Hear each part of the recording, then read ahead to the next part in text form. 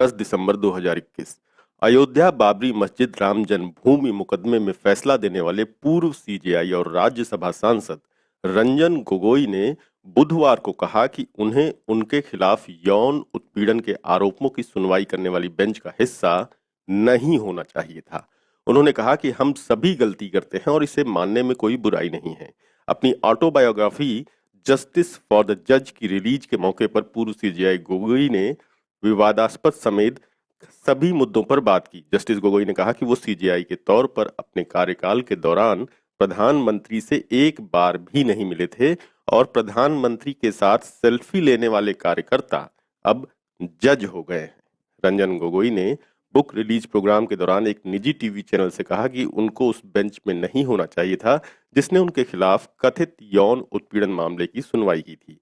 वो इसलिए उस बेंच में थे क्योंकि उनकी 45 साल की कड़ी मेहनत से बनी प्रतिष्ठा बर्बाद हो रही थी। वो बेंच का हिस्सा ना होते तो शायद अच्छा होता। उन्होंने कहा कि हम सभी गलतियां करते हैं और इसे मानने में कोई बुराई नहीं है। आपको याद होगा और जो भूल चुके हैं उनको याद दिला दें कि पूर्व सीजेआई रंजन गोगोई वही हैं जिन पर 2 साल पहले 2019 में सुप्रीम कोर्ट की एक पूर्व कर्मचारी ने यौन उत्पीड़न के आरोप लगाए थे।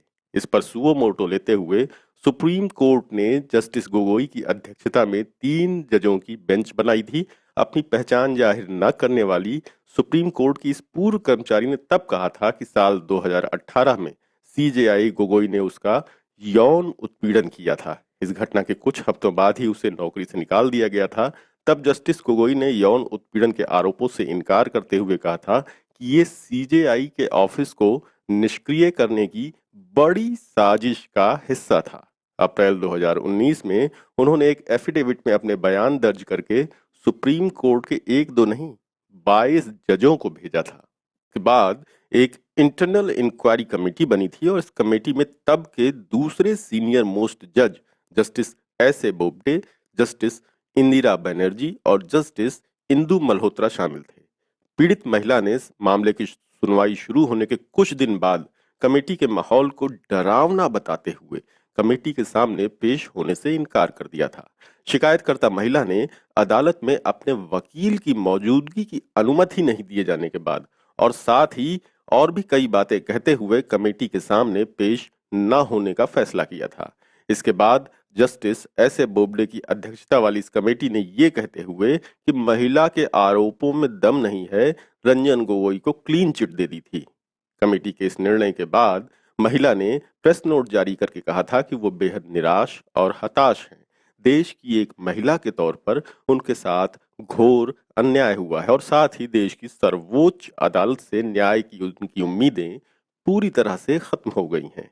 इस मामले की सुनवाई तब हुई थी जब समाचार द वायर समेत 3 समाचार संगठनों द कारवान, स्क्रॉल और कानूनी वेबसाइट द लीफलेट सहित हमने भी जज के खिलाफ इन आरोपों को महिला के हलफनामे के साथ दिखाया था। गोगोई के खुद उस मामले में सुनवाई रहने की तब भी आलोचना हुई थी और उस वक्त एडवोकेट दुष्यंत दवे ने कहा था कि कोई भी अपने ही मामले में जज नहीं हो सकता, यहाँ तक कि सीजेआई भी नहीं। इस तरह से न्यायिक शक्ति का इस्तेमाल नहीं किया जा सकता है। और अब चलते हैं बुधवार के दिन। बुधवार को बुक लॉन्च के दौरान गोगोई ने कहा कि जस्टिस बोबडे, जो उनकी जगह लेने के लिए कतार में थे और इंटरनल कमेटी के हेड भी थे, अगर वो चाहते तो खुद के फायदे के लिए उनको दोषी ठहरा देते। गोगोई ने कहा कि जस्टिस बोबडे उन्हें दोषी करार देकर खुश हो सकते थे और उन्हें 7 महीने का अतिरिक्त कार्यकाल मिलता। राज्यसभा सांसद रंजन गोगोई ने यह भी दावा किया कि यौन उत्पीड़न का आरोप लगाने वाली कर्मचारी को उनके कार्यकाल के दौरान बहाल किया गया था, न कि सीजेआई बोबडे के कार्यकाल के दौरान। आपको बता दें कि जून 2019 में महिला के पति और देवर को दिल्ली पुलिस ने बहाल कर दिया था। इसके बाद जनवरी 2020 में इन महिला कर्मचारी की भी नौकरी बहाल कर दी गई थी। गोगोई ने कहा कि उनके कार्यकाल के दौरान महिला को बहाल कर दिया गया। उन्होंने जस्टिस बोबडे को चिट्ठी लिखकर मानवीय आधार पर उसकी नियुक्ति की मांग की थी। जस्टिस बोबडे ने उनसे पूछा कि क्या करना है, तो जस्टिस गोगोई उनसे बोले कि इससे निपटो। फिर जस्टिस बोबडे ने उन्हें बहाल कर दिया। उन्होंने 2 और कर्मचारियों को बहाल किया। इस बात पर आपको पेगासस की याद दिला दें कि इसी साल जुलाई में खुलासा हुआ था कि रंजन गोगोई पर यौन उत्पीड़न का आरोप लगाने वाली महिला और उसके परिवार के सदस्यों का फोन नंबर को आरोप लगाने के कुछ ही दिनों बाद पेगासस सॉफ्टवेयर के जरिए निगरानी की संभावित सूची में रखा गया था।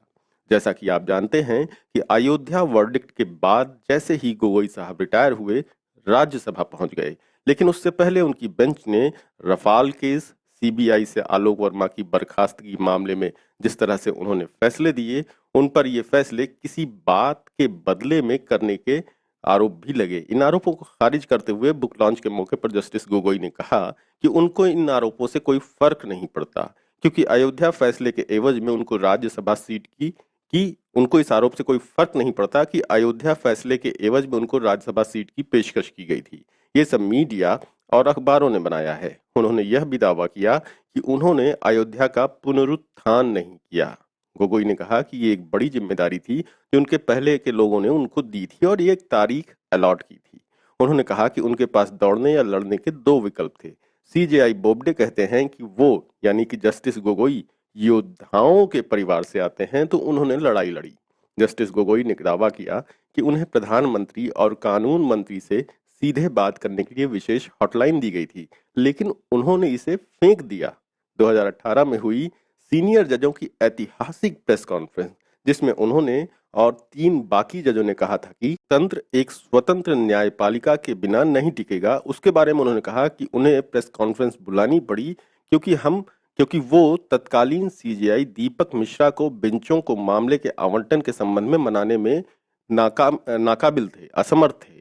उन्हें उम्मीद है कि ये पहला और आखिरी मौका था जब जजों को प्रेस को संबोधित करना पड़ा। उन्होंने कहा कि उनका मानना है कि प्रेस कॉन्फ्रेंस को संबोधित करना सही काम था, लेकिन ये नहीं माना कि लोकतंत्र खतरे में है।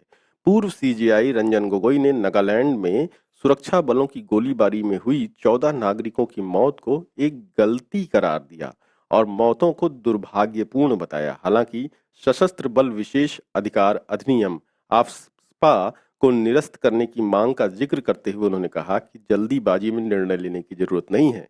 उन्होंने कहा कि आफ्स्पा को निरस्त करने की मांग लंबे समय से चल रही है। नागालैंड में जो कुछ हुआ वो एक गलती थी, दुर्घटनाएं दुर्भाग्यपूर्ण हैं। कड़े कानूनों की जरूरत हो सकती है, जल्दीबाजी में फैसलों की जरूरत नहीं है। उन्होंने कहा कि कभी-कभी आपको लगता है कि इसकी जरूरत है, लेकिन किसी दुर्घटना के समय आपको लगता है कि इसे निरस्त कर दिया जाना चाहिए। उन्होंने कहा कि जब प्रधानमंत्री रफाल फैसले से पहले सुप्रीम कोर्ट गए थे, तब लोगों ने दावा किया था कि दाल में कुछ काला है। उन्होंने कहा कि दाल तो काला होता ही है, नहीं तो क्या दाल है। प्रधानमंत्री 26 नवंबर को संविधान दिवस पर आए थे, उन्हें नहीं लगता कि इसमें कुछ गलत है। ऐसे न्यायाधीश, ऐसे जज भी थे, ये जस्टिस रंजन गोगोई ने कहा कि ऐसे जज भी थे जिन्होंने प्रधानमंत्री के साथ सेल्फी ली थी और अब वो कार्यकर्ता न्यायाधीश हैं। चलते चलते आपको याद दिला दें कि सुप्रीम कोर्ट की जिस महिला कर्मचारी ने इन पर यौन उत्पीड़न का आरोप लगाया था, अपने एफिडेविट में, जो कि इंटरनेट पर मौजूद है, उसमें उसने बताया था कि कैसे सीजेआई बनने से पहले गोगोई ने उसके प्रोफेशनल और पर्सनल लाइफ में दिलचस्पी दिखाई थी। इसके बाद उस महिला का ट्रांसफर गोगोई के 30 जनवरी मार्ग स्थित घर पे बने ऑफिस में कर दिया गया, जहां महिला से गोगोई के नजदीक रहकर काम करने को कहा गया। वो लिखती है अपने एफिडेविट में कि 2 अलग-अलग मौकों पर सीजेआई ने उसकी मर्जी के खिलाफ उसे हाथ लगाया और गले लगे। एक मौके पर उसको सीजेआई रंजन गोगोई को धक्का देकर के अलग करना पड़ा। इस पूर्व कर्मचारी ने लिखा है कि गोगोई ने उसे इन घटनाओं के बारे में किसी से भी बात न करने की हिदायत दी और ऐसा न करने पर गंभीर परिणाम के लिए तैयार रहने की धमकी दी।